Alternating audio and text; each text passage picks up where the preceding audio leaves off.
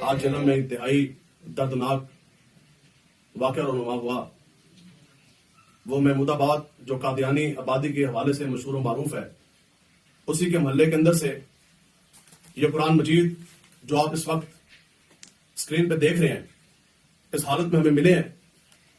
اور نہ صرف یہ پورا بیگ اس سے بھرا ہوا ہے۔ حکومت وقت فوری مقدمے کا اندراج کرے اور بھرپور کارروائی کا فوری آغاز کرے، اور اگر جیلم انتظامیہ قرآن مجید کی حفاظت کرنے میں اور ذمہ داران کے خلاف قانونی کارروائی کرنے میں ناکام رہتی ہے تو پھر انشاءاللہ 5 اپریل بعد از نماز جمعہ جی ٹی روڈ جادہ میں ایک بھرپور احتجاجی دھرنا دیا جائے گا، اور ہم یہ قرآن مجید اپنے ہاتھوں میں لے کے جائیں گے، اور پھر جب میدان لگے گا تو پھر ہم آپ کو بتائیں گے کہ قرآن مجید کی حفاظت کس طرح کی جاتی ہے۔ لہٰذا اس مسئلے کی حساسیت کو سمجھیں، جو بھی اس کے ذمہ داران ہیں پھر فور ان کو گرفتار کریں۔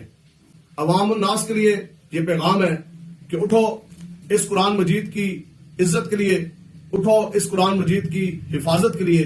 ہم سب کچھ تو برداشت کر سکتے ہیں، لیکن اس قرآن مجید کی بے حرمتی، دین کے اوپر حملہ کسی صورت برداشت نہ کیا جائے گا۔